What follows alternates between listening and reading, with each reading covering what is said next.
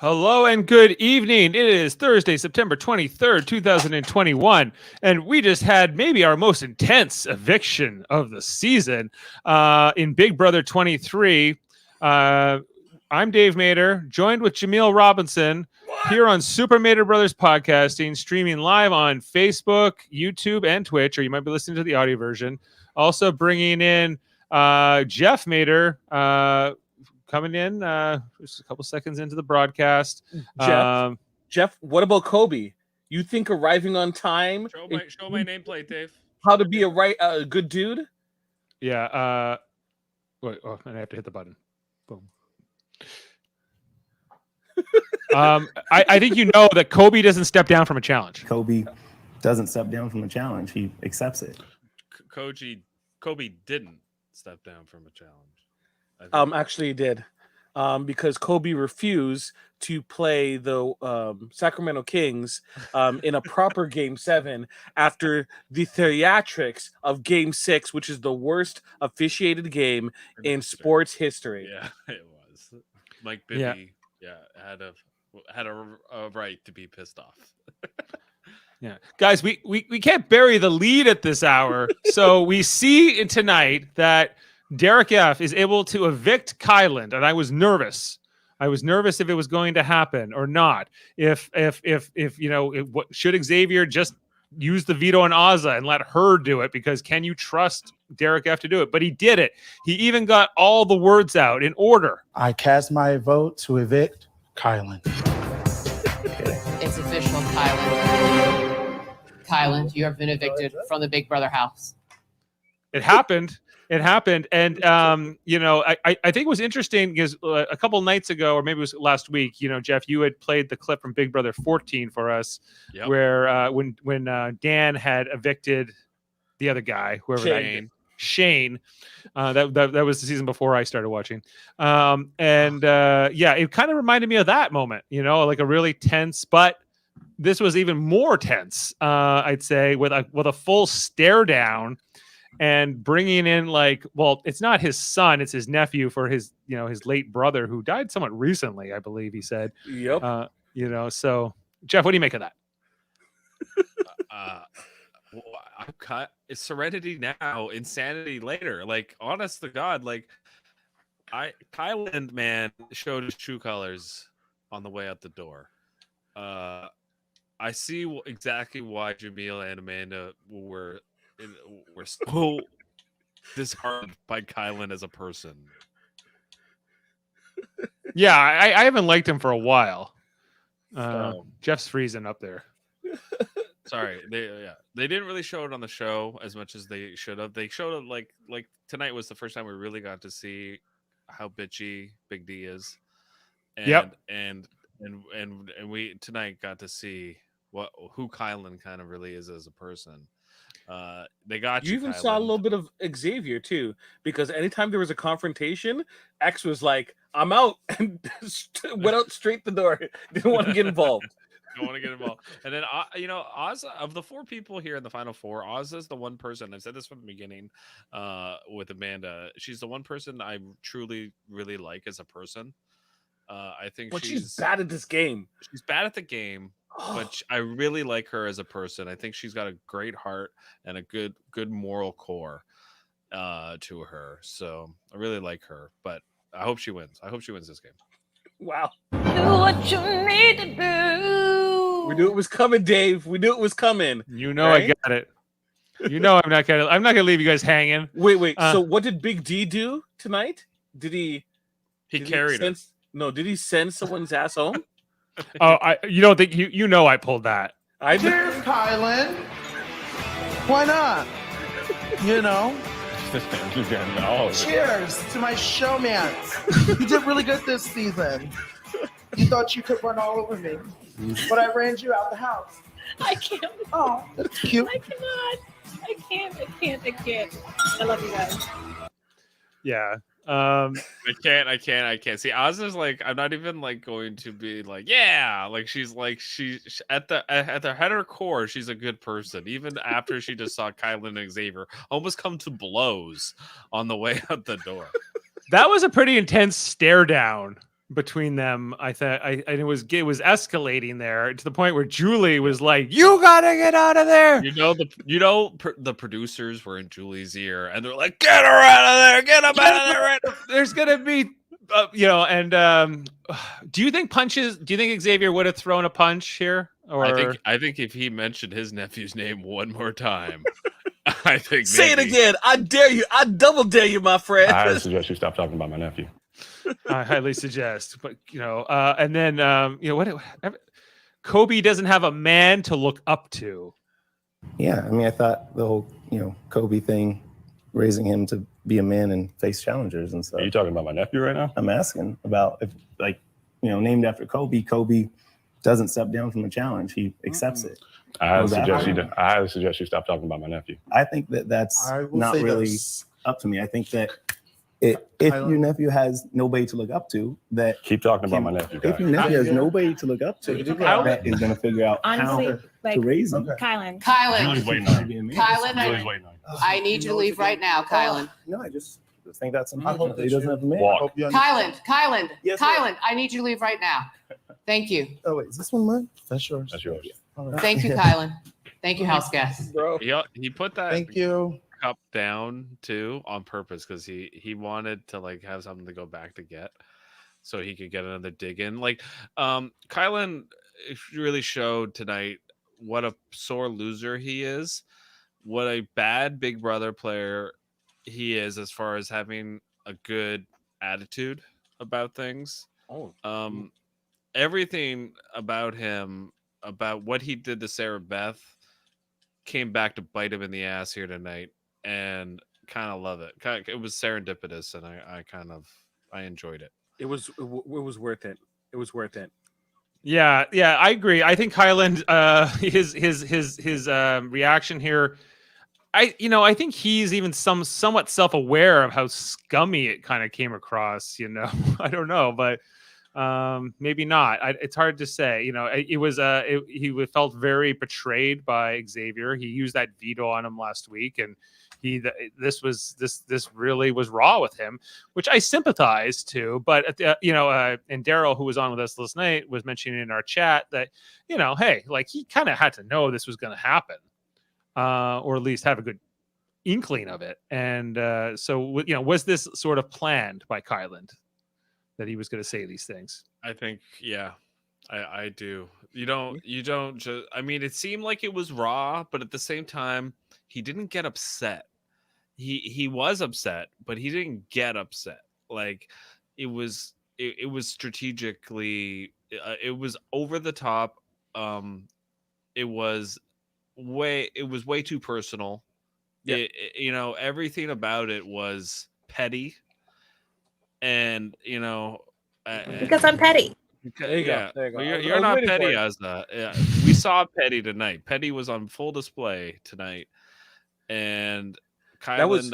You're absolutely right. Sorry, just to jump in. That was premeditated to hurt X. That was like, I've been stewing over a couple of days, and if this dude gets me out, this is what I'm going to say to him. He didn't say it to Big D because he knows Big D.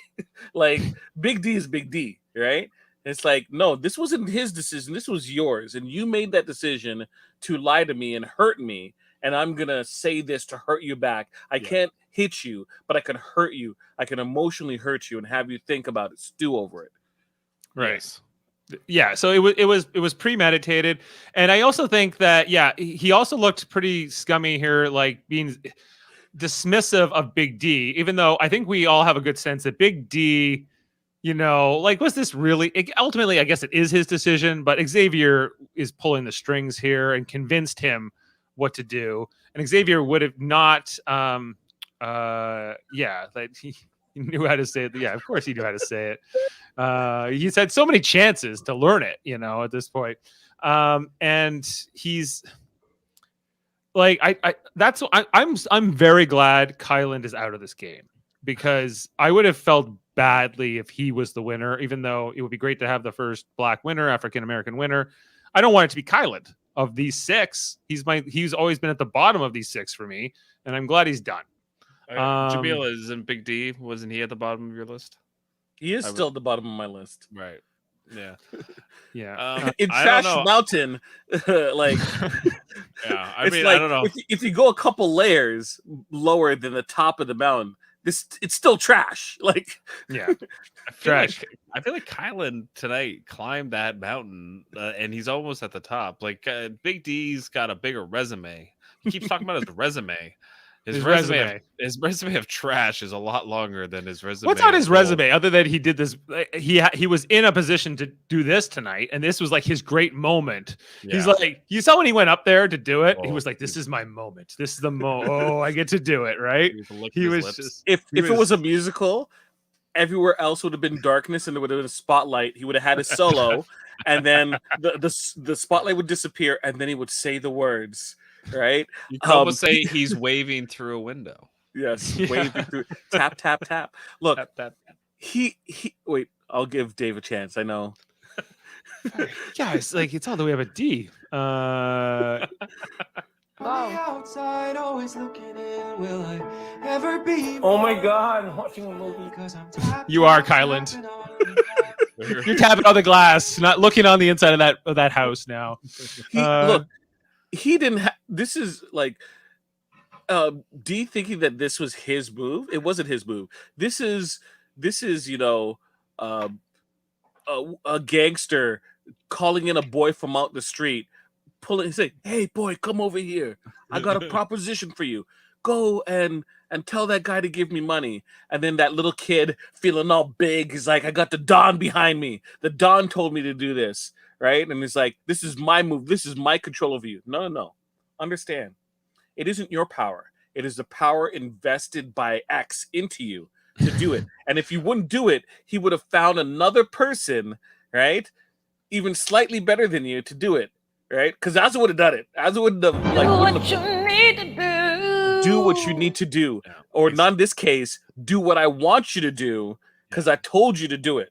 And if he had given that to Azza, it would have been a great notch on her belt at the end of the game if she got there. It would have hurt Derek F's game as well. Like it made him look weaker and like not trustworthy. They couldn't even trust him to evict Kylan, right? So I think like Xavier could have done this tonight, used the veto on Azza and let her do the vote. You know, what's the downside?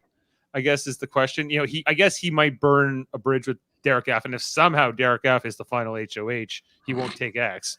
But is that the only downside to this? Because I think it was kind of a gamble here that he's hoping that that Derek F was going to go through with this, and he ultimately did. He did evict Kylan here, but I don't know if I would have trusted Derek to do it. Yeah, I also, Dave, loved the fact, like, as much as I didn't like what Kylan did, and it was way under the belt, I loved the fact that Xavier got confronted because he's just been sliding through this game. And everything's going his way. And I just liked that he had to deal with some adversity. And for how he's been playing. He's been trying to play this no blood on his hands game. And this was and even with this move, he tried to put the blood on Derek's hands. And Kylan was like, "No, I know it's you." Do what you need to do. That was an unintentional. That was an unintentional one because it's Shift D, and I was just writing Daryl's name next to Kylan because he had him in the draft, and capital D made that Azza go off. I just like to see like that. I didn't like what Kylan did, but I liked that Xavier had to kind of, you know, he finally got something coming toward him for the first time in this game. But it was about his dead brother's son. No, I didn't like that. I did not like that. I'm not saying I liked any of that. I just liked the fact that it was, you know, it was a move that he made as a blindside, and he tried to make it seem like it was Big D's move. And I don't like at all what Kylan did. I think, but I liked like that there was at least some sort of a boil over from the way Xavier's been playing. I don't like how Kylan was underhanded about it at all. I think that was dirty and personal and awful. But X, there was something had to happen. Something had to break for him in his game, and it was awful that it went. Kylan is a kind of, you know, really bad person. He's a bitch. Yeah, he's a bitch for doing what he did here. And if you out bitch Big D, that's an accomplishment, and he accomplished it tonight. Yeah, like okay, here's what I'm wondering too is like when Kylan now will enter the jury house as jury number 8, like they always show like those clips, right? You know, you come in as the juror and you get to show the rest of the jury. So how did I go out? And the HOH, the veto, and eventually the eviction. So how much of this confrontation between Xavier and Kylan will be shown to the? They're not going to show it. Yeah, Kylan's going to tell his version of it. Yeah. They're not going to show it. That's too much. That would be because I wonder what that effect of that would be on the jury, you know? Well, I think it's going to be hilarious to watch the jury segment because once again, the jury segment, they're living in this kind of world where, you know, everything was good and everything, you know, like, oh, great strategy. Whereas everyone, I think, kind of probably has a bit of a bad taste in their mouth, but doesn't want to say it. And Sarah Beth still has it. Right, but only toward Kylan, which is totally understandable. I think a few of the other players are probably like, you know what, they got us, but you know, I don't know if it was the best way to go about it. The only one who's super good with it is Claire. You know, right? What? I'm so stoked. What's going on? Well, Claire looked beautiful tonight. What happened in the house? Was there no makeup? She's not built for the house. She's not built for it. Yeah, I think she was depressed or something within the house or something because she looks lively. She has like personality. She's bouncing off the walls. Like I bet like there's like a producer just watching and it's like going to like one of the people controlling the house cameras. It's like, what's going on? Just dragging the person's face. Why does she look different? That wasn't her on the show. Why did you replace this juror with somebody else? It's like, why didn't we get this? We got twin sister. Like, what's going on? I think she's not comfortable maybe on TV.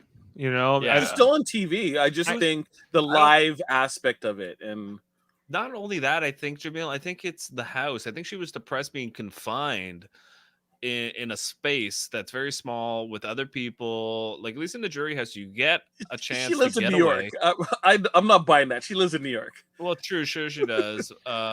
And she does work on her computer all day. But I don't know. I think maybe it's the social aspect, maybe that of constantly having to be on socially. Or you're always under the microscope, right? Yeah. You know, and in the Big Brother house, you only got to be on TV. You only got to be, you know, for a few minutes a week. You know, like a couple, and that's edited down. So, maybe that's the thing. I don't know or maybe there's just the pressure of not worrying about the games and the blind sides and everything else is just released. Claire, I would love to hear her interviews after the game about her feelings about being in the house and then coming out of it, because I think there's a story to tell from that. Yeah, I agree. Yeah. And okay, so would you guys want to go to the beginning of the episode, or do you want to talk? I know more? You want to go to the beginning. I want to go there with you, Dave. Let's go. Yeah, just Mary's with you, Jeff. She understands what you're saying.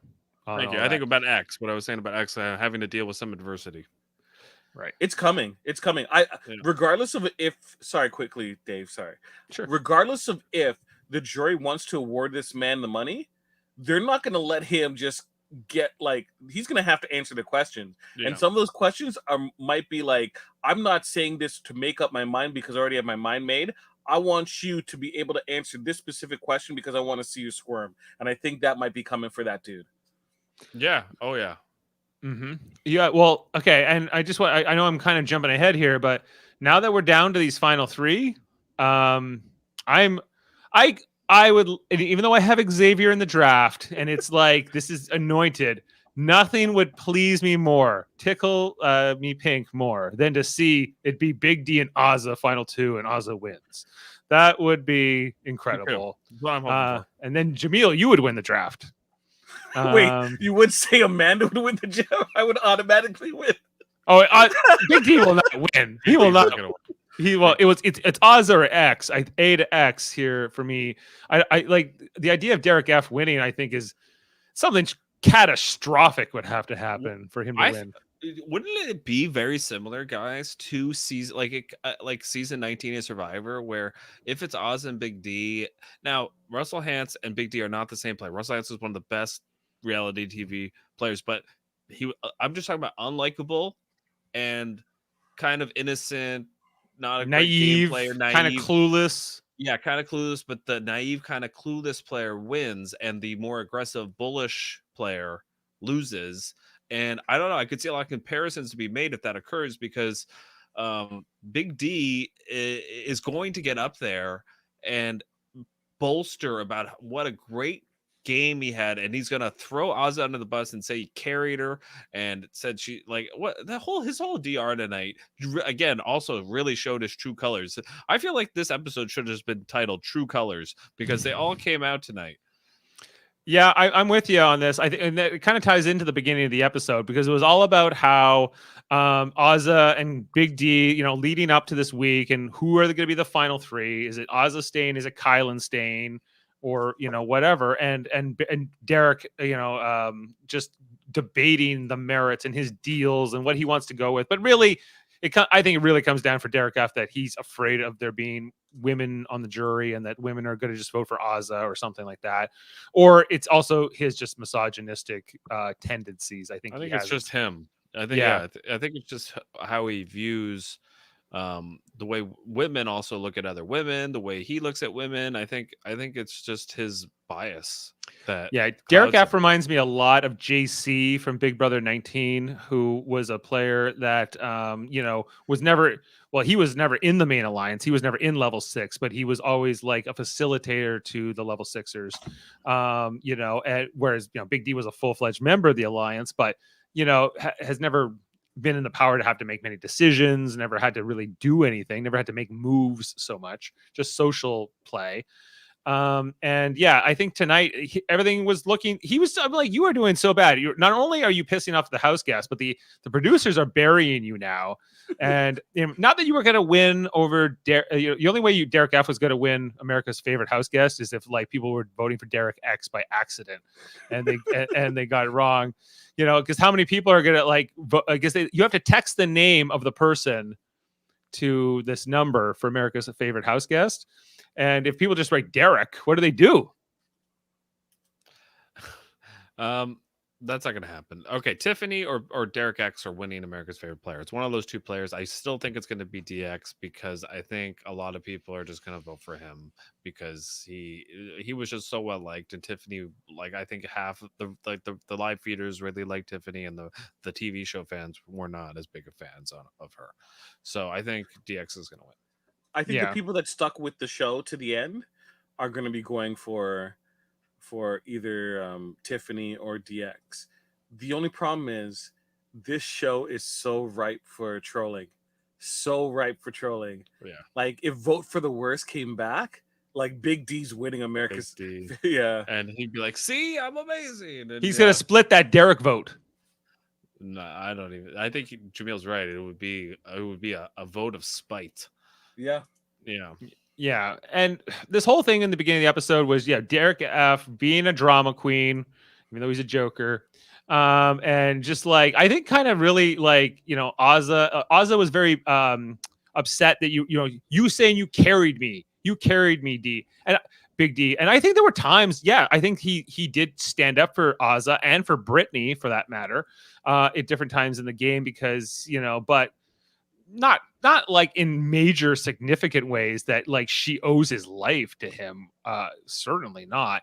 What has he really done? But he has got this really pumped up ego for him. And, I don't know. I think he just looks at the game in an entirely clouded, misdirected way, where he thinks that he is this great social game player, and that's why he's still in the house.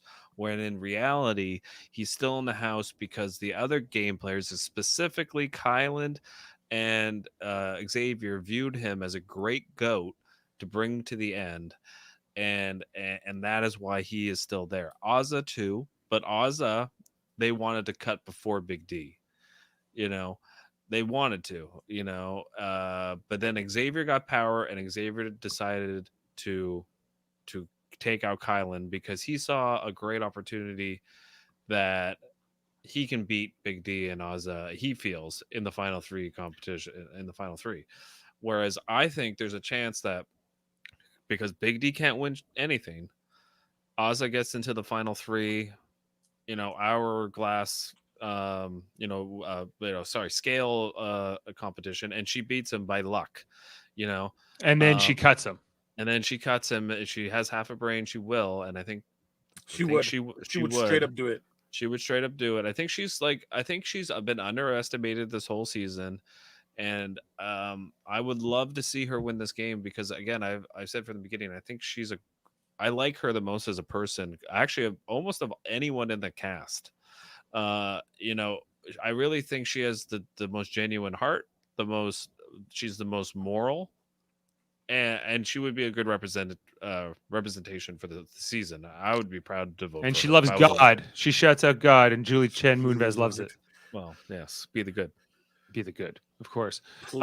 Please let them be a Satanist next season. A Satanist? Yeah, they should. Yeah. It's like, first off, I love to give thanks to my Lord and Savior, the devil. Lucifer. Thank Light you. the way. Light the way.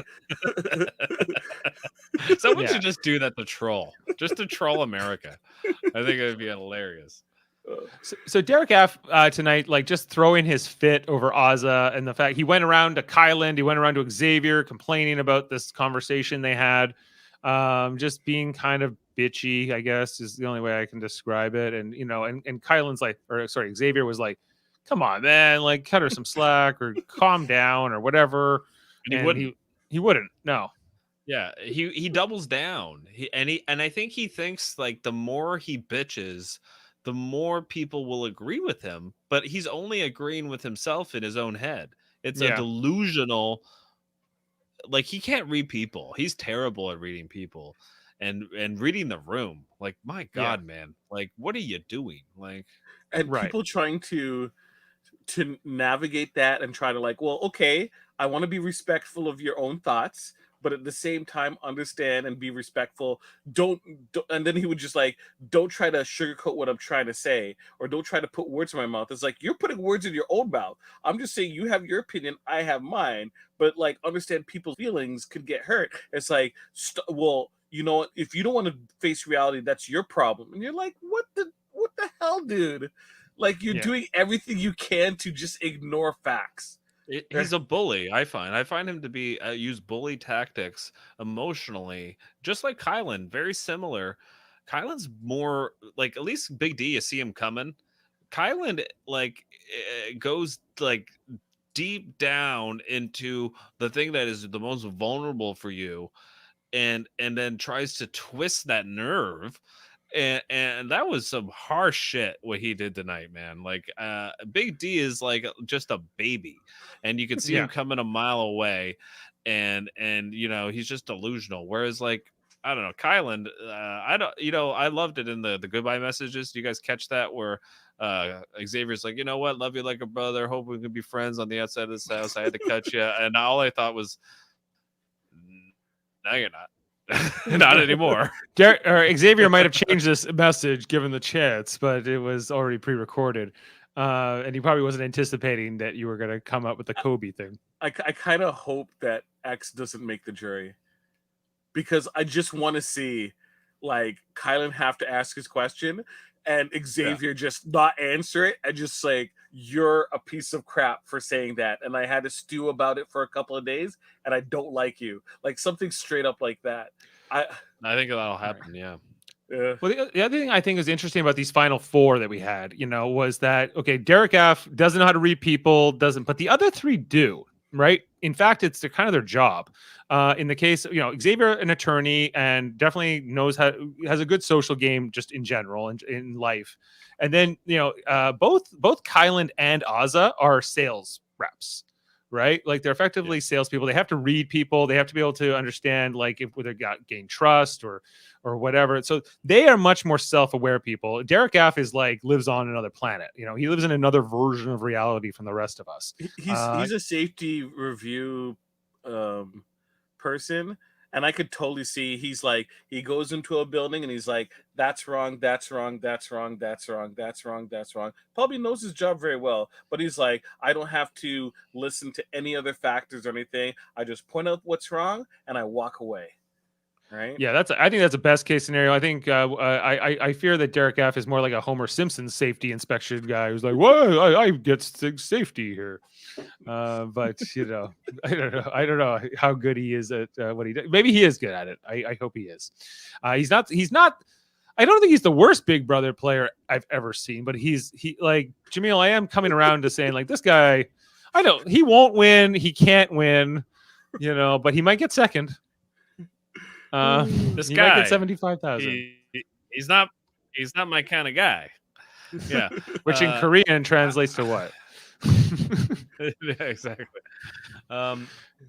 There's Big D, man. Like everyone's walking on eggshells. Like I feel like Big Brother does do this too, guys. Like we have to admit, because as much as they want to be completely honest with each other, a lot of it is fake nonsense, and it's like, you know, don't want to really give you the hard truth, even though they claim to be, you know, really good friends and they want everything. It's all kind of social pleasantries a lot of the time, right? It's not a lot of hard truths, because it's a game and you're trying to get to the end and you're trying to win money and you're trying to get votes, and when you do get to the end. So you're not gonna tell Big D, hey man, you're delusional, shut the hell up, you don't know what you're talking about. You're gonna play the game, because if you're a good player, if you're, you know, I think that this is what you've seen from like guys like the past winners, Derek Lavasseur and others, who like they never I think Xavier is in this category. You know, he is somebody who's just like consistent, does what he needs to do, will make sure he maintains those relationships, even if these like people like Big D or whoever get on his nerves a little bit, or Ozza gets on his nerves a little bit. He's not going to show that, you know, just like I think what Derek Lavasseur did with, like, you know, Beast Mode Cowboy and Frankie at times and others, that, you know, maybe he, you know, I'm sure he liked Cody legitimately, and maybe he liked the others in his alliance, but he also tolerated them for a purpose, you know. Well, I think X's ability isn't to put himself in a position to be cornered.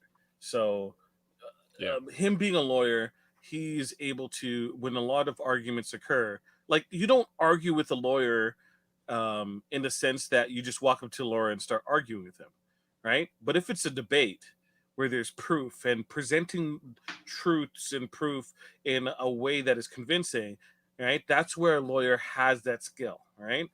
Specifically a trial lawyer, or in his case, I forget what type of lawyer. He's finance benefits lawyer, right? Right. Financial benefits lawyer. So he goes into confrontations with proof, right?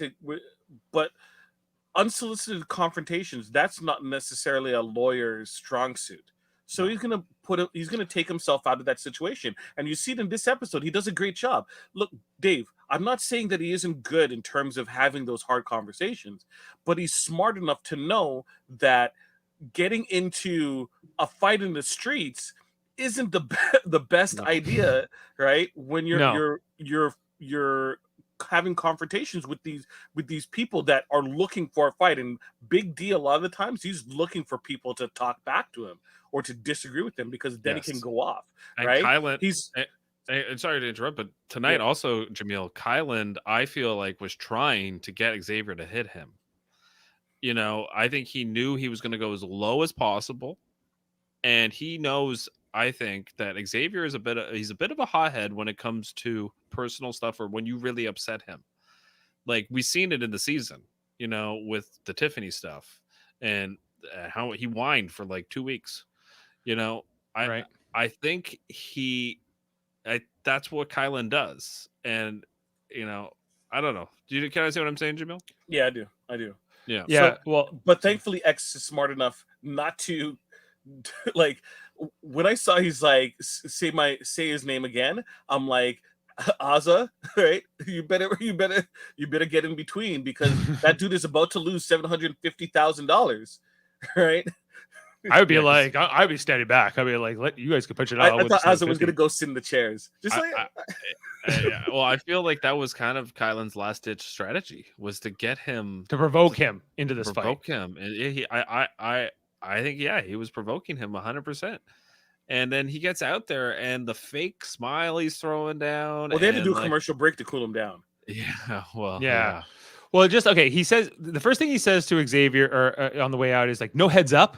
No, I understand. Yes, your from side. my point of view. I'm wondering, no heads up or anything from this guy. I kept you in. From this guy, Yes. like, Wait. Mhm.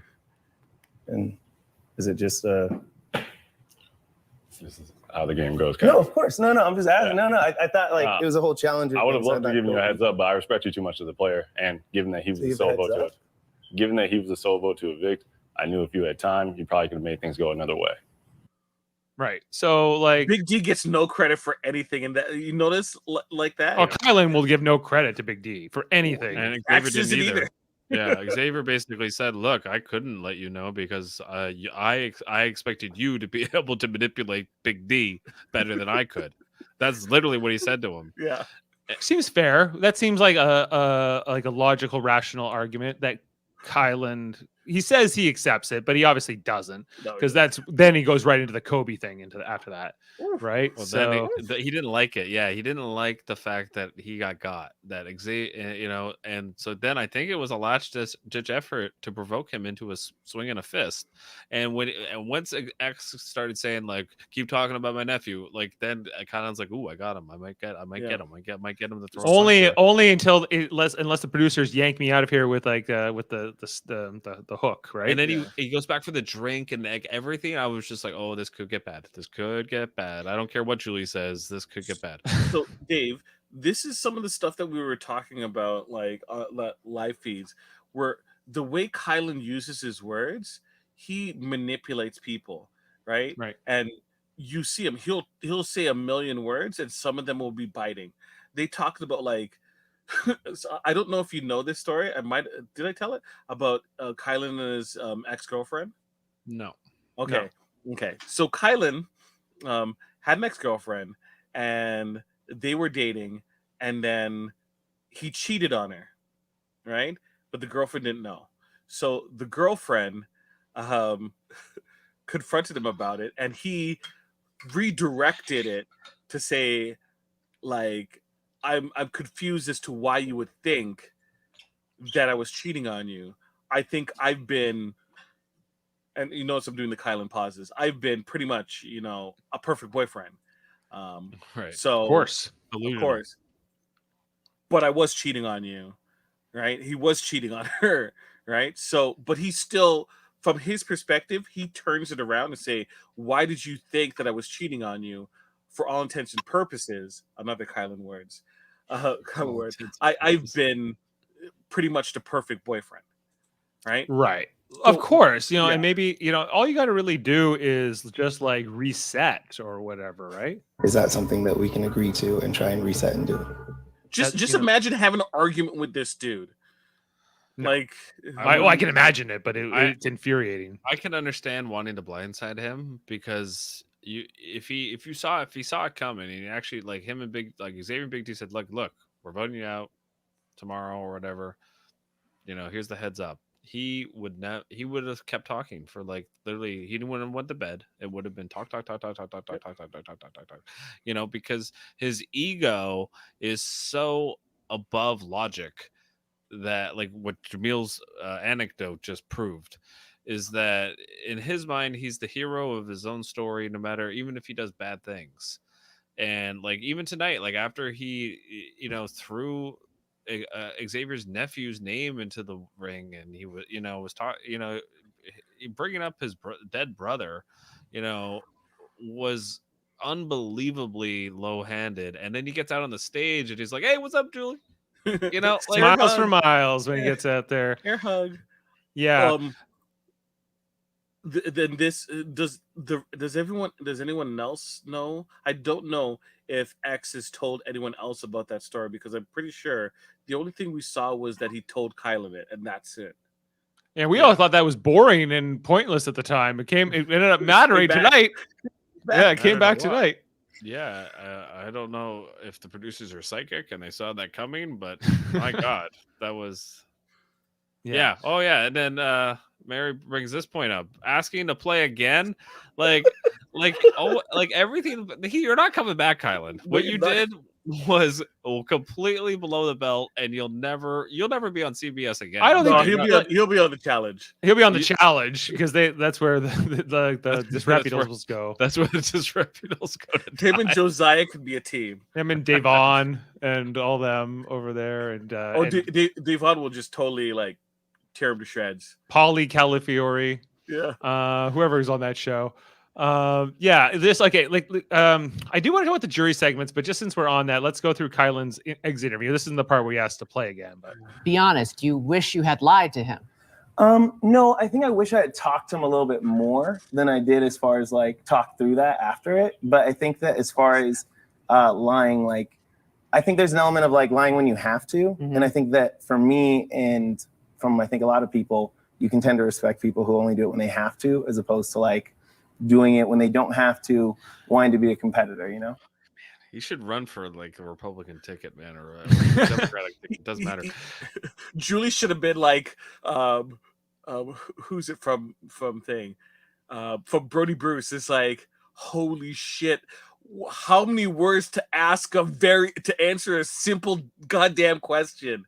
Right. Oh my gosh. He beat around that bush so hard that like the rest of the lawn is totally mowed. He just beat everything. Everything is dead. The lawn is dead except that bush, which he left because he beat around it. Because she was asking, should you have not have like worked hard on Derek F, regardless of whether or not you think he's evicting you or not? Shouldn't you Tiffany would have, right? Like she would have been working on Big D all day, all night. Even regardless of what she thinks, right? And I don't know if Kylan did that completely or not, but I think that him talking about, well, I don't want to be one of these people that the lies unless I have to and whatever. But then let's talk about the jury segment, because that did come up tonight with Sarah Beth. She was like, I can't get over this with Kylan. The fact that, he lied to me about things he didn't need to. He blew smoke up my butt when he didn't need to. When it was already done, like when things were already decided. Right.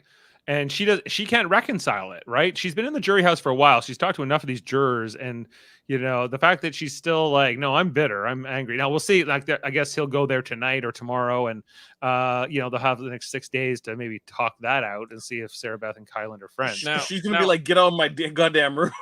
Right. Well, I have a point to make about Sarah Beth. Not that I think she has a right to be upset and all that, but I have a point to make here that might be unpopular.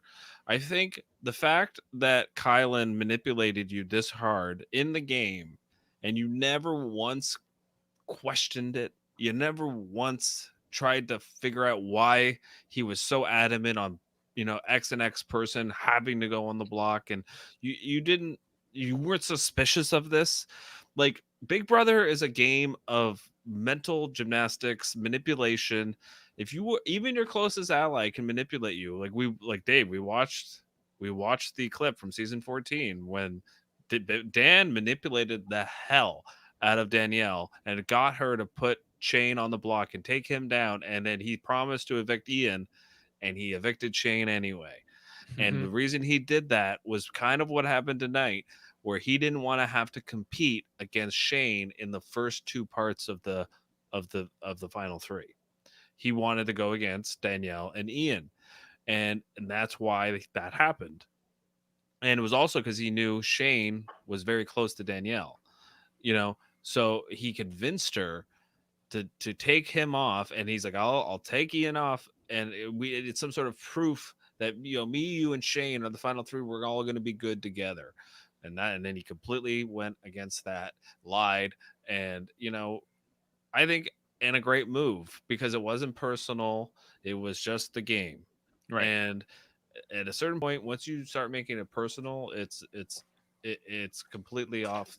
So back to Sarah Beth, like what do you think she went wrong with this thing with Kylan? I just think for me, I needed to see her in the house and in the DRs go, what's going on here? Like, why is Kylan so adamant of things? Like, why were players all, they mentioned it tonight in the jury house where everyone had the pairs, and Derek X mind exploded because he thought it was the most amazing strategy that was replicated brigade. Yeah, it's been that done. new. DX, like, yeah, oh, the chess pieces, you know, and it's just like, yeah, it's been done. It's all been done, as the Bare Naked Lady said. But at the same time, I don't know. I didn't see enough good game players this season, Dave and Jaemeel. Like, No. I didn't see enough good game players. A lot of them were kind of clueless, and I didn't see any of this coming. And it kind of made for like a crummy strategic season until the end. You know, I actually kind of loved it since the final six. I think it's been pretty good. But you've Well, they did a good job of getting out the like players they knew they couldn't control, like Brent Champagne, like Whitney, like others, Frenchie for that matter. They got them out, you know, and then it was more like the safe sort of players, with the exception of maybe Big D, you know. Lemmings. Like Alyssa was a safe player, Claire was a safe player. Yes, you're right. And like Brittany was the first to go jury because, you know, she was the least safe.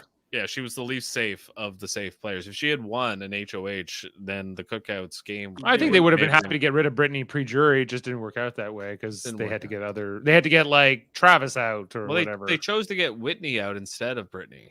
They both were on the block together, and they chose Whitney. I think that was a better choice. Yeah, yeah. Whitney would have had more agency in the game than Brittany ever did. Yeah, you know.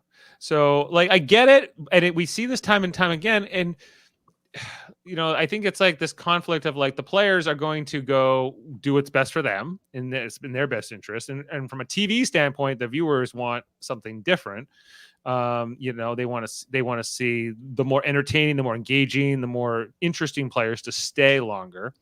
But if you're in the house, and especially if you're a player that's able to consolidate some power, you're like, no, these players are no good for my game. I can't control them. They're going to come after me. They're going to want to make big moves. They're going to want to do bold things, like protect themselves, do things that are in their best interest and not my best interest. You know, and it's and they use the fear of people not wanting to get evicted, especially first, but even this fear of not wanting to get evicted pre-jury, right? And they're able to use that, leverage that into making sure that all like the players that won't kind of fit nicely into the puzzle are gone or are contained at the very least. But in this jury segment tonight, you know, Tiffany came in first, right? And then we got Hannah second. But Jaemeel, did you like the whole thing with Tiffany tonight and her like explaining the cookout to the jury? And I think that was massaged, massaged very much so. Like, look, I don't want to downplay Tiffany's contributions to this season and plans. But, master plan. She was the master plan. Let's remove master out of it. It was a plan. Yeah. The plan worked, but it wasn't like this architect like day and night working on this plan and crafting this sculpture. No, it was pretty much, hey, let's hook up. Cool. Right? Hey, let's all get pairs. Cool. It wasn't this, like, when they say master plan, they make it sound like this elaborate, you know, 12-step plan that was like you could make a book about, like Rob's rules. Hey, yeah, Jeff. That's my Rob. It's not bad. It's not bad. Cut it out with that impression there. Well, I feel like there's some revisionist history as it relates to the cookout. I think it was an alliance they got together early, but I think it was one of several options for those players. Like there was Royal Flush, and there was all these other alliances that were floating around early. And I think the cookout was just the one that survived. The cookout got established after Royal Flush fell apart. Yes, it was a thing. It was a thing, but it wasn't like this like alliance like that was so entrenched and was like it's the six to the end and all this. That didn't happen until like week 5, I want to say, or something like that. Like, and it basically happened, Dave, because they all agreed that it was all in the best interest of all the players. At least they thought. To do this, and then they kind of made it this like the mission was worth it, and that's why it was okay to finish 6th or 5th. You know, with both Hannah and Tiffany, which I I don't think it was. I think Tiffany had a great chance to win this game, and she made it more about the, I think that's how she like justified Tiffany it to herself for losing. Tiffany's coming back, so yeah, well that's she's fine. She doesn't look. The difference is she doesn't have to ask to be back. She's gonna be back. She's gonna be back. Yeah, Kyla's not gonna be back. You're right, and she's using that. She used that mission as a great PR stunt for her to come back in the game, which is, that's fair. Hannah, not so much. You're not coming back. No, I don't. I don't even think Hannah's not gonna come back. Hannah wasn't even like original cookout. She was like added later. Like, I remember when Tiffany like confronted her. Like, are you man? She's the sixth man. I think I have the clip here when she was like, "Are you with us? I got a question for you." She's Norm Powell. I got a question for you. Yes. I don't want to put you on the spot, but are you on our team? Are you on our team? She asked Hannah, and Hannah was like, "Yes, I am." And that's how Hannah joined the cookout. She's in the Disney sports movie where she joins the team in after like an hour. Yeah. She's like, "You want to play with us?" I can. She's Kenan Thompson, like in Mighty Ducks 2. Yeah, with the knuckle puck. Knuckle puck. Yeah, knuckle puck. Yeah, a little bit. What did you guys make of like Hannah tonight when she was like talking about the whole Kylan thing, and like when she got ousted and she was begging, X and Kylan. I thought she was going to drag him more because if Kylan had the opinion that he wanted to take the best at the end, the moves with Tiffany and Hannah are absolutely adverse to that kind of concept, right? And his argument kind of falls apart. So it wasn't going to hold up to scrutiny, and I don't think it will when they show his confrontation, because he has a lot to answer to. I hope, Dave, please, I know you have no control over this, but I'm saying this to you in hopes that CBS just telepathically grabs this information. Please. Okay. I do not want Kylan's introduction to that jury to be a 5-minute segment. Give me a half an hour, right? Draw it out. I want to have him do one-on-ones with each person. Right, and give Sarah Beth 20 minutes. The daggers from Sarah Beth, just when he walks in, and I can't wait to watch the juxtaposition between Brittany and Sarah Beth when Kylan walks through the door, because Brittany is excited about, if you brought her some, a nice chicken dinner, I think she would jump and down on top of the couch. The overacting from Brittany is, girl, like, just take it down. It's me! I mean, I know I'm asking a lot. I mean, she's and Sarah Beth, and I will be mad. Look, Jeff, Dave, when the border opens and she's doing public appearances in North Tonawanda, we gotta go. We gotta go. We gotta Sarah go. Beth is? Huh?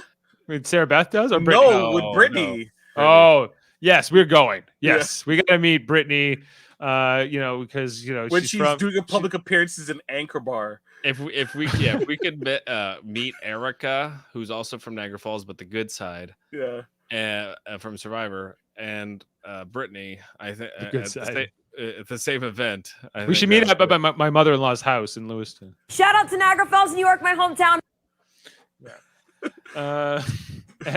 Brittany, she was like grabbing and hugging Claire at certain parts in these jury segments tonight. Did you see that? Yeah.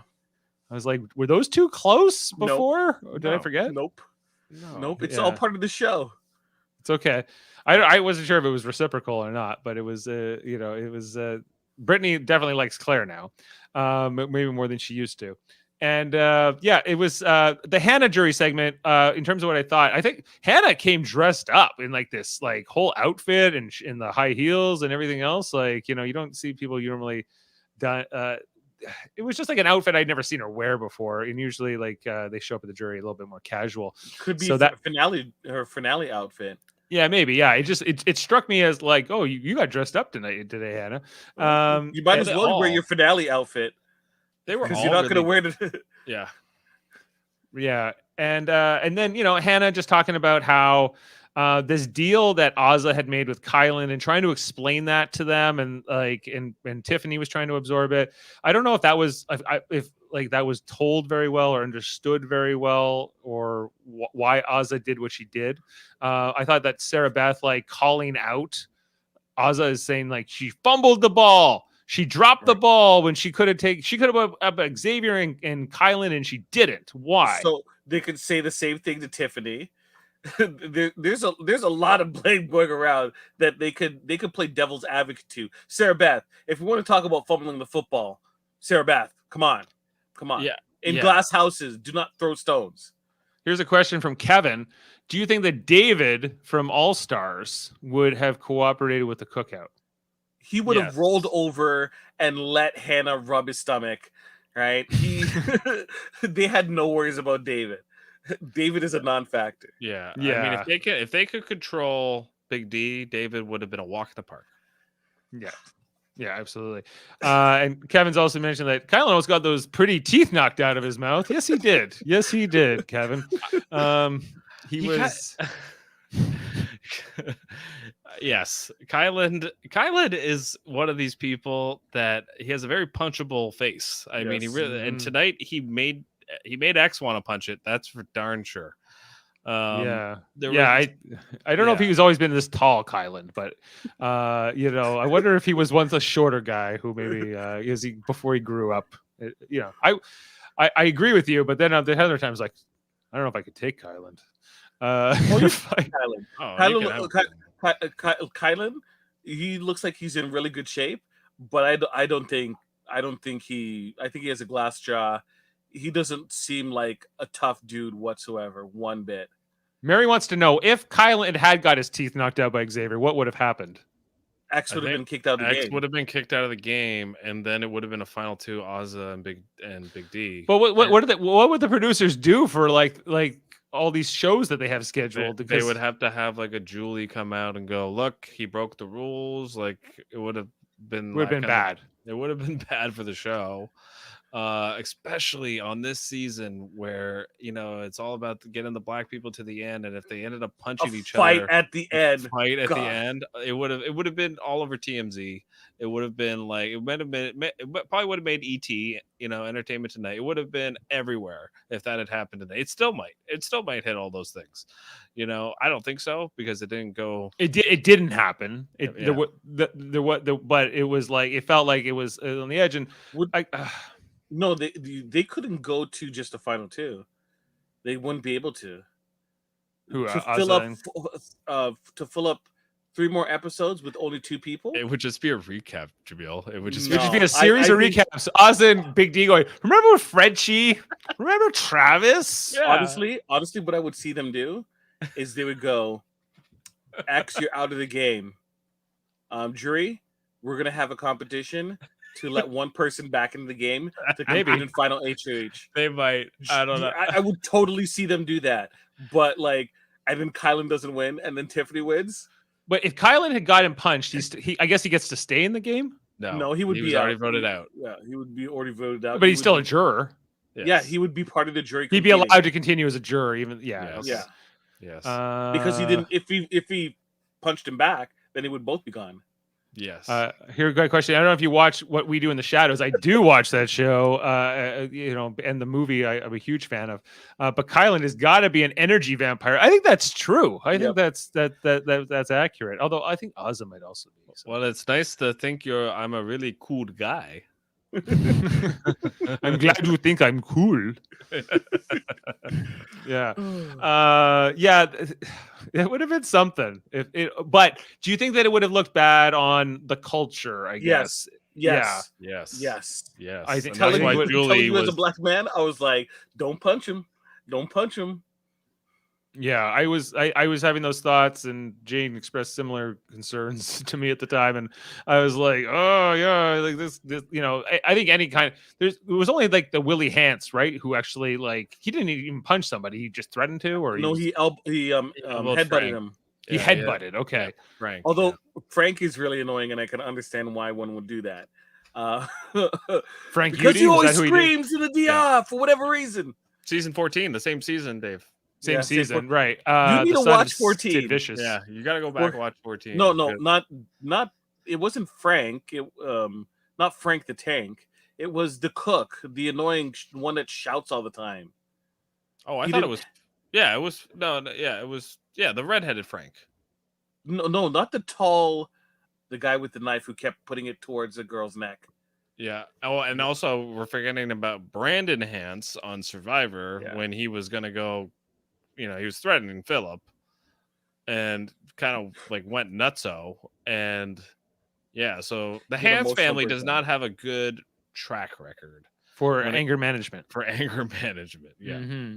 Yeah, seems like they like to throw down.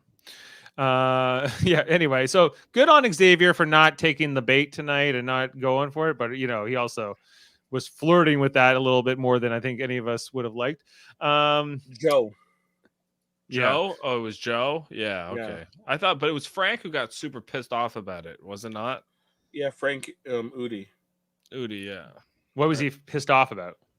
Because he got in Willie's face after it happened, and that's when they got rid of him. Right.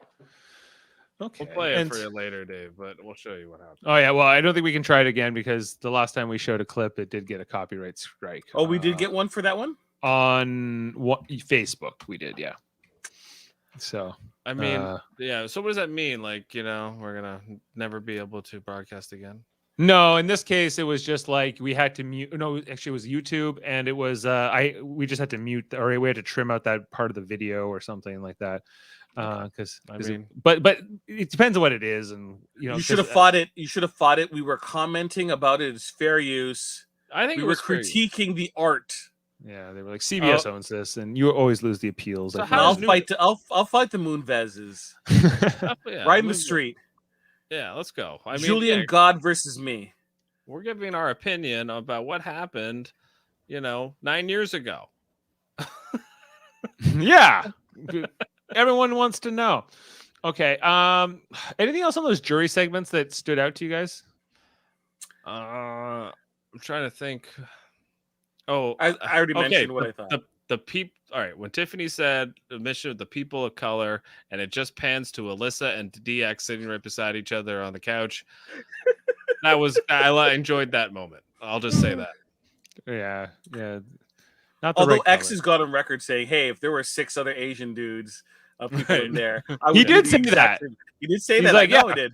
If I saw Asian team, I would have teamed up with them. He's okay with it. I think Alyssa doesn't seem as okay. Alyssa has had 2 representatives from Latino and I don't want to say Latino and South American descent, I guess. Right? South American descent. Yeah, well, because Casey won, and then who else? And won? also, was it from 20? From 20? 20? Is it 20? That was Casey, I think. Casey was Filipino. Is she Filipino? A Filipino descent, I believe. Okay, yeah. I mean, what's his name? Pots and Pans. Oh, Josh Martinez. Yeah, he might have been the first Latino guy to win. But yeah, so there have been so she the group that she represents or is a member of, or the whatever, has happened already in the game. And they were like, there's never been a black winner except in Big Brother Canada, which just happened recently, but I guess they wouldn't know that. So well, it would have been the second if Topaz knew how to vote right. It would have been Gary Glitter originally anyway. First season. On the first season. So just want to update our draft here that we're coming down to our final 3, and just holy crap. How am I still in this? You're still in this, man. I know, this is ridiculous. And so is Amanda. But she's not excited, right, Jeff? She cannot stand Big D. She thinks he's the worst, that he's the most delusional BB player in history. She might have a point there. I think that's crazy. He's up there. Yeah. As you can see there, I took Xavier with my first pick. Only went off the picture and a few bio questions, and I'm still feeling like that was a smart move. I know how to pick him. Although then I got Frenchie, and I was so excited to get Frenchie with the last pick, and that that turned out not to. Yeah, be. You thought it was going to be great. I thought it was going to be amazing. I got 16 days out of Frenchie. That was it. Yeah. And so just kind of looking back on all of this and who's left, we got Derek, Xavier, and Ozza now. That we can cross Kyland off the board. Daryl, who was on last night with us to cover the veto episode, as you guys were covering Survivor, and Jeff did actually join in with the Big Brother podcast as well. But I don't think Daryl's a fan of Kyland either, even though he drafted him. Just said, what a clown to go out like that, you know? We'll show that later. You want to show something else? Now that Jeff has controls here, I'm always like thrown off because we're sharing controls now. Mission control. To Major Don't worry, Tom. Dave. I have no control. I'm the big D of the group. I'm Did just you want along for the ride. Dave, recognize my contributions to this podcast. I control everything. Are you carrying us? I carried you, Jaemeel. I'm just gonna say I backpacked you, I knapsacked you, or whatever it was like the words grocery bagged, what all the words that like terms that Big D was throwing out. Did you grab that sound clip?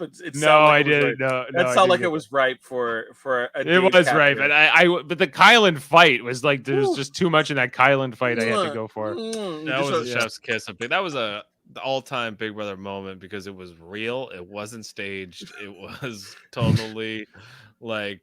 I mean, dirty, ugly. It was dirty. It was ugly. It was totally what this season's been missing a little bit of. I don't want to see punches thrown. Just imagine if this happened earlier in the season. Yeah. Right. And Kylan was still in the game.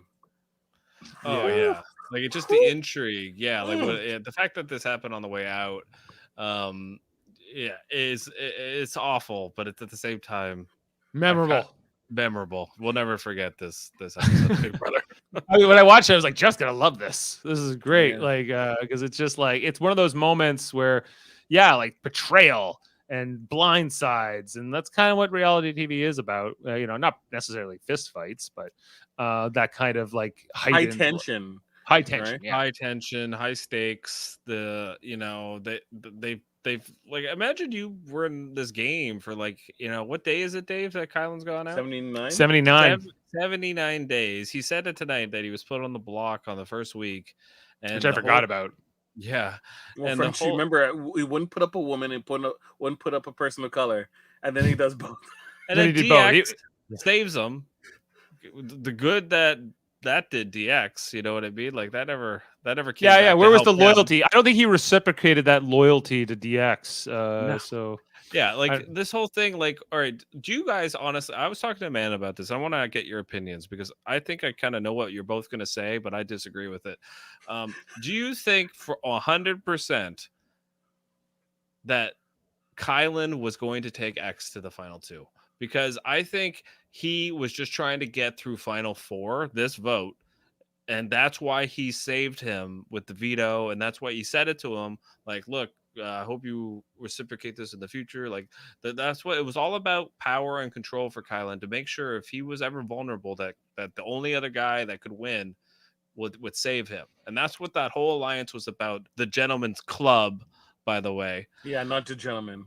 They're not, gentlemen is this is a term that's used loosely. I maybe more applicable to Xavier, but even then. But do you think he was actually going to take Xavier? I'll let Dave answer first. My answer is no. I think that he would have come up with a rationale for not doing it, just like he did for not sticking with Tiffany. I think that everything that went down with Tiffany kind of showed me, Kylan says one thing and does another. Sometimes, and he'll tell you reasons. He'll try to give you, when he voted to keep Big D over Tiffany, was that who it was? No, it was Big D over somebody else. But I just think like he sucked up to Tiffany when he thought that she could have power, but then when she didn't, and then he got the power and he could take her out. All that bitterness about her winning the HOH over him when it was supposed to be Oz's HOH, like that was what the cookout decided. It was, I think that a lot of that just showed me that Kylan, ultimately, I think when he's looking at $750,000 right on the horizon, I think he would have found an excuse to cut Xavier. But I think it behooved him in his mind to keep Xavier around for this long, just because, that's somebody who can win power. And I think the idea also for Kylan of losing or getting evicted at the hands of Big D or even Ozza, I think was not something he was too excited about.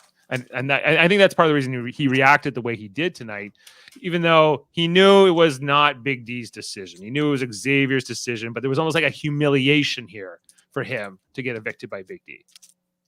Yeah, I agree with you. All right, Jaemeel, was Kylan going to take Xavier to the final two? Yes. Okay, why? Because Kylan has too big of an ego, right? He thinks he had this game locked up. He did. He honestly did. And he's like, if I get to the end, I want to get to the end with a specific narrative. He was already writing this narrative in his head that he was going to win, that there was going to be X who he took to the end right beside him. And even if X brought him to the end, he'd be like, well, I saved you knowing that you would take me to the end. It was going to be a self-fulfilling prophecy, right? Regardless of what happened. And then if he lost, he's like, well, I lost to a better player, right? Not a better player in terms of who was the best, right? He's manufacturing this better player because he's positioned it as such. Not to say that X wasn't a good player. He decided when he dropped Tiffany and Hannah that they weren't good players. He rationalized it, right? Now, Dave, you can say that same rationale would be what he talks about with Big D, right? And if he ends up taking Big D. But I'm saying from this period of time, his thought process is either of them will take me, right? Either of them will take me. And if X takes me, I have this wonderful story that I'm going to tell that I'm never going to be able to tell the jury because they're going to cut me off long before I can actually say it because of how long I damn ass talk to say something. Right. But that's the narrative in his head. You can see he already likes crafting narratives. And once he knew he was going to be voted out, he's like, you could just see him. He's crafting this narrative. I'm going to tell X off and I'm going to hurt him. I'm going to hurt him by talking about his nephew. Like, this is how the man's mind works. He's a narrative-based person. That's how he rationalizes things. Everything's a narrative. And at that time, the narrative was he beats X at the end. Right. It's also what Kylan does for a living. He's an account executive, and he creates narratives. He sells to his clients. He's trained to do this to a certain extent. Okay. I think both of you have valid arguments here. And I think I kind of lean more towards Dave's line of thinking. But at the same time, I totally understand where Jameel's coming from. Amanda agrees with Jaemeel too, that his ego is so giant that he believed that he was the best player. And you're right, he would have rationalized, even if he had lost, he would have rationalized it like, well, I'm going to come back. And, and I think the reason why I think he got pissed off tonight is he felt X took that from him. And he was going to have this moment where, win or lose, he would be remembered. And now he's not going to be. Actually, he's going to be remembered, but he's going to be remembered like Willie Ants. Yeah. As the sore loser. Yeah. So who dug at a guy's like his dead brother's son on the way out about how he didn't have a role model. And Kobe Bryant. And Kobe Bryant for that matter, yeah. Kobe rises to the challenge. That wasn't Mamba mentality right there. No, that was not Mamba mentality. What that was some sort of low-hanging fruit. But that's Dave, I know you don't watch basketball. That's Patrick Beverly pushing. That's pushing Chris Paul from behind. That's Draymond Green with a kick to the groin. Yeah, definitely. Yeah. Kobe doesn't step down from the challenge. He accepts it. Yeah, he stepped up to Mike Bibby's nose when he broke it. Yeah, I'm glad Kylan is out. I'm glad Kylan is not going to be the winner of this game. I'm not only glad Kylan's out, Dave. I'm glad that he showed us who he really was on the way out. That was the best part. how could you work with a dude like that? Like you come into work and you see that dude is like, I'm not telling this man nothing. No, yeah, I wouldn't tell him anything either. Yeah, and like he's just been such like this condescending guy, and he's had so much sway in the house for so long too, Mhm. that and every time that he was kind of on the ropes, he would win power, and then he would sort of consolidate again, and and make deals. And I'm glad that he finally got his comeuppance here. I think that it was kind of, even though he did take some shots here at X, and we'll see what the long-term ramifications of any of that is. But He also I think, said some stuff about DX too that I don't think was appreciated as well. with what? When it was Sarah Beth's HOH, I think there was something, and Sarah Beth feels it too, that there were things that he said and did, and I feel like you're gonna start seeing it come out, and I hope they show it. Well, maybe Because tomorrow. I'm pretty sure Tiffany and Hannah are like giving people the rundown of how Kylan was like, when he was talking to them and detailing things about each of them. So, and they know where the bodies are buried. But tonight, Derek X said he would be willing to vote for Kylan, or he was at least willing. If he came down between Kylan and Xavier, he was undecided. So understand, DX, regardless of what people tell him, he's gonna vote for whoever he thinks deserves to win. He's gonna keep it separate. That's just how he is as a player, right? And a person. But I think he's gonna say, that was pretty scummy, dude. And I'm glad that I don't have to award you any money. Yeah. But at the same time, I'm gonna try to look at this rationally at the end. But he doesn't have to do that with Kylan, because he doesn't have to award him any money. Yeah, right. Can you imagine that? Like, yeah, it's Big D is gonna get to the final two, and Kylan's gonna say something like digging like he did in the DR tonight, where it was like, Big D, you did nothing. Yeah, like this is how it feels to make decisions and all this kind of stuff, right? Like he was saying in the DR, and he's gonna say something condescending to him in the final two, and I just can't wait to see what Big D says back to him, because he's gonna go below the belt too. Like he's gonna be like, "Oh yeah, well, what about when you were leaving and you were trying to get X to hit you?" Yeah. I don't know. I can't wait. I can't wait for finale. And I think Big D is gonna be thinking about what he's gonna say to Kylan for a long time. For this week, he's just running scenarios. He's just running scenarios. Oh yeah. Well, you got nothing else to do for 6 days, right? So it's drink very champagne little. and Drink champagne and see your well, you're gonna see videos from your family tomorrow. Yeah, so tomorrow's episode, I don't remember there ever being an episode dedicated to the final three getting to watch videos of their families.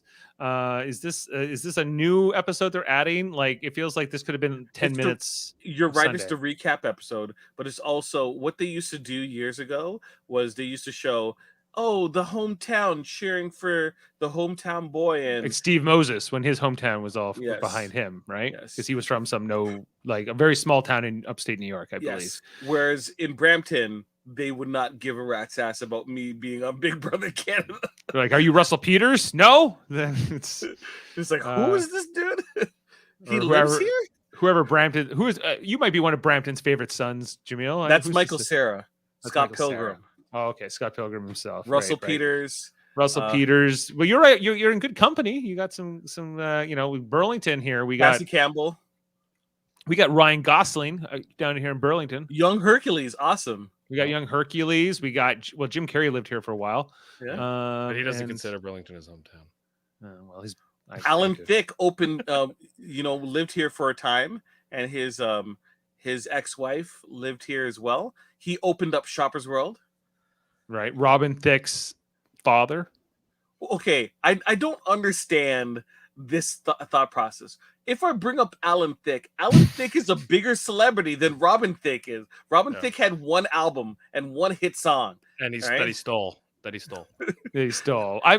just, for the kids, out there watching. The kids need to go back and watch some Growing Pains or How I Met Your Mother to see Alan Thicke. Okay. If you want to know about Alan Thicke, you need to go back and watch the opening of Skydome that he did with like Andrea Martin, and they sang like a song, which is like the baseball stadium where the Blue Jays play. It's like Skydome, an engineering marvel. I'm like, who the hell wrote this? He wrote the theme song to Who's the Boss. He wrote that. That's a good theme song. It's a really good theme song. Yeah.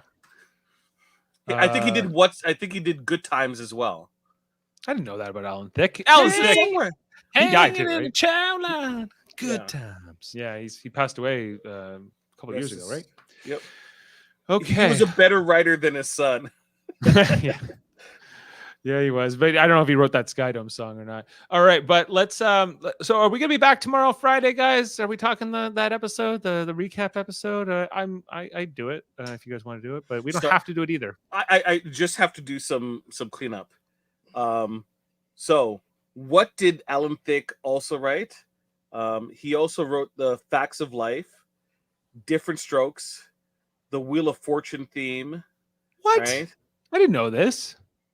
He's like the Jimmy Hart of like TV theme songs. There's a section on Billboard dedicated the top best TV theme songs written by Alan Thicke. Yeah. Right? The Wizard of Oz, Celebrity Sweepstakes. Did you write the growing? He didn't write the Growing Pains one. No, he didn't. That's weird. But like, the dude wasn't just an actor. Yeah, I never knew that. From Kirkland Lake, Ontario. His last name wasn't even really Thicke, was it? But it's no, I don't think so. Yeah. Died in 2016. He died. Yeah, it was 5 years ago. Oh man. Anyway, enough talk about Alan Thicke. So talk about. Yeah, okay. So guys, we have a Friday episode, a Sunday episode, I guess is part one of the HOH, and then Wednesday's the finale, right? Yes. So, which we also have to, which is, I guess, we have to figure out that with the Survivor coverage as well. Or Survivor coverage can be a day late, dude. Seriously, we can always do it. Survivor finale, and like we have no Big Brother, or like we have no Big Brother to cover, right, on Thursday. True. So we could push Survivor to next Thursday for episode 2, and then just do the finale Wednesday. Yeah. Okay. But do we all want to turn the key on this Friday episode? Is my big question. I'm okay with turning the key on it, meaning not doing it because and do it on Sunday and just recap. Just recap both on Sunday. Yeah, that's better because Sunday's going to be a pretty thin episode, honestly. Yeah, I'm good with that too. So let's just do that. So hey, Mary and all of our viewers out there, make sure we're going to be back Sunday. We're taking Friday off. Enjoy the recap show. We will sum it up at the top of the next episode if there's anything super significant, but. I think we're all looking forward to this HOH and seeing like, hey, can we get this? Can we get Azza and Big D in final 2? Just because that would be amazing. This would be like the 2 jokers who barely got through this season. We never thought they could do it, and then somehow one of them wins. Frenchie would shed a tear. Yeah, he was like, I knew, and I put them together in the jokers that the slaughterhouse was going to really come together. In finale night, can they do like the Survivor Walk of Heroes, but just do it in reverse so that the end it's just Big D talking about how much Frenchie meant to him, like as he like scales a fake mountain or something. Oh yeah.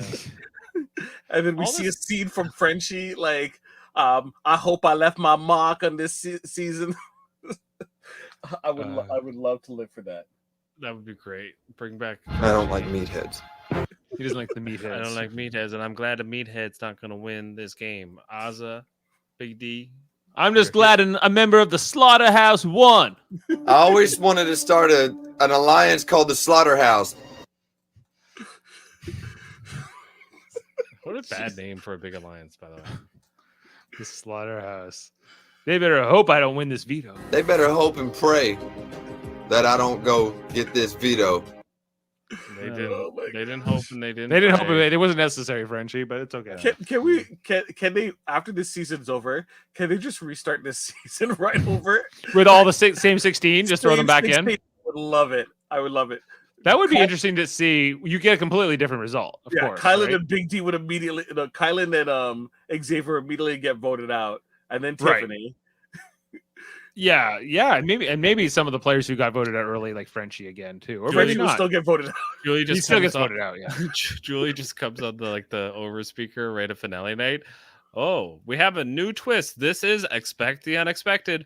We're going another 90 days. And they bring back the whole cast. They all go back into the house. And they're like, whoa, we're back. we even got Christy, the alternate or the one who got cut for the COVID test. You know She's what? No, back. even better. Kylan doesn't get to compete, and Christy shows up in Kylan's place. Yeah. Christy gets Kylan's spot. That would be. He's like, wait, I can't come back. We're replaying this game. Not even for this. Kylan. Not even for the redo. Minus Kylan. Christy, you're in. Yay!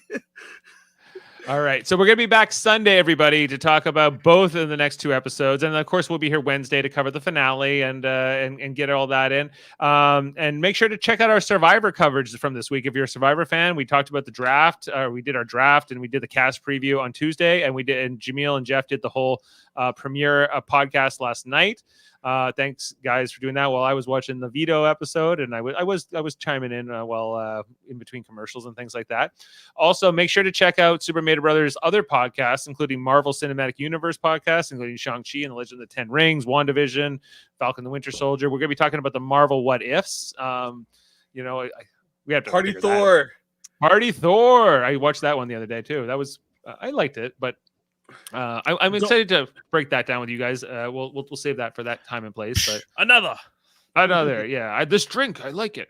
What else do we do here? And then also check out on Sunday on our other channel. It's called Trivial Debates. Of course, I don't have the poster open. Sorry, guys. When we get there, do what you need to do, Dave. Do what you need to do. Yes, it is a shortcut key. I do. Of course I do. I just hope everybody can hang out on the big blue couch by the end of this. But no, I don't have that as a hotkey. He does not have that as a shortcut key. Here it is though. Big blue couch. Grab a seat and some popcorn with your friends. Are they going to ask them to perform it live at the finale? I'm gonna demand it if they ever do personal appearances. I'll be like, you do Big Blue Couch now. I've been waiting all year for this, Ozza and Hannah. Okay, so Trivial Debates on Sunday morning.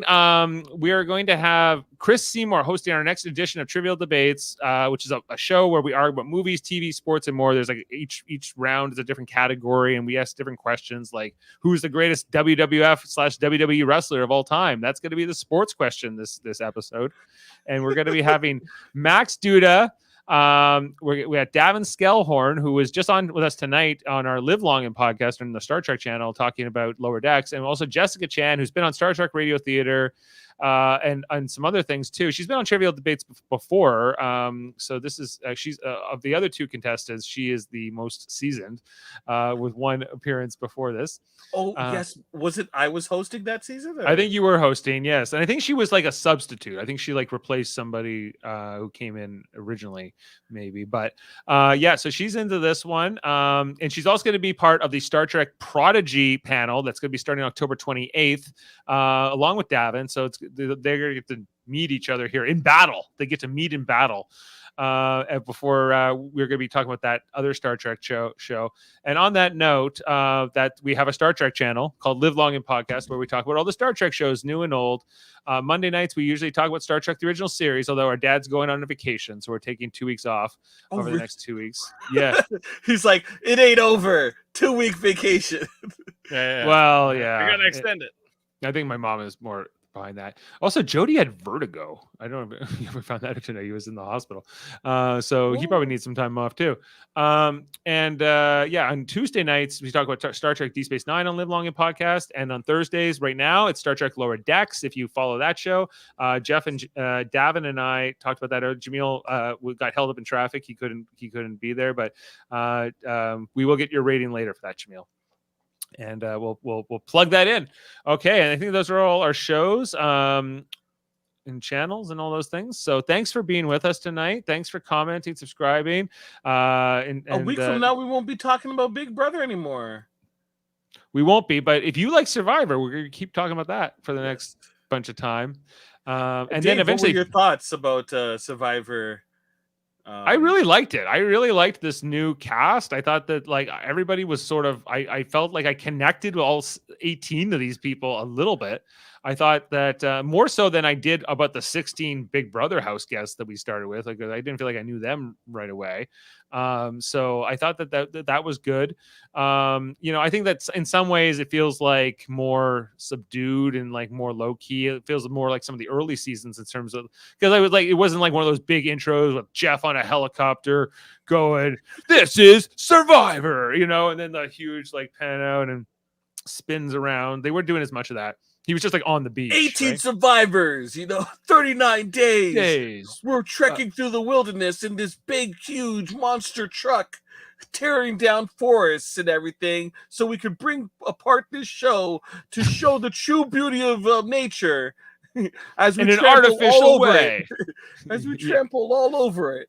Yeah, and then so I really liked that. I thought it was a fun for a premiere for sure. I'm definitely am engaged with it. The whole "come on in, guys" I think was something I'm still processing. I think I just on multiple ways. So we'll talk about that maybe on the next episode. But I'm enjoying it overall. I'm feeling good about this season. I'm glad it's back, and I think that the rapid fire methods are good. I think that the fact that they're not giving them food, like as much food and as much pampering. There's crabs. They're good. They're crabs. Like they can. There's food to eat there. So I'm excited to talk more about Survivor once Big Brother ends. And don't forget, Big Brother Celebrity is coming in January. I don't think Jeff's in for that one.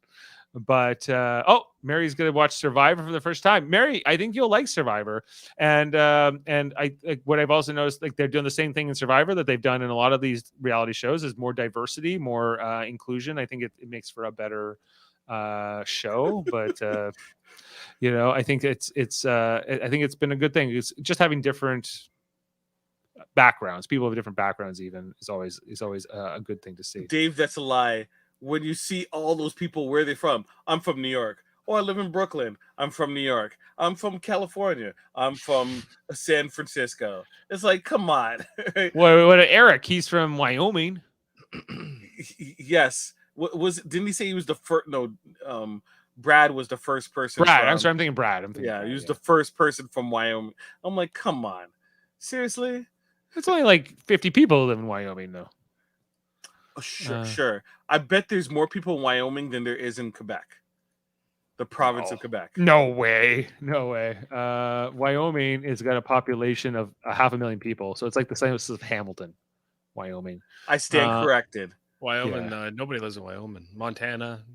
Yeah, no. I stand corrected. I overestimated. More people in Saskatchewan than there are in Wyoming. Probably, yeah. There's cities. There's actually a city in Saskatchewan. There is. Like, there's 1 million people in Saskatchewan. So they got double the population. I stand corrected. But Celebrity Big Brother, Jaemeel, that's coming in January. And then Big Brother Canada, Mary, if you should find a way to watch that if you can. And then of course, Big Brother US. There's ways to do it. It's complicated, but you can do it. Okay, and so that's it, I think, for now, and we're gonna sign off. I did pull this Julie clip, for tonight, because I was like, it's maybe not her best moment, but worth coming off on here. So let's sign off with that tonight, and we will see you on Sunday. From outside the Big Brother house, I'm Julie Chen Moonves. Love one another.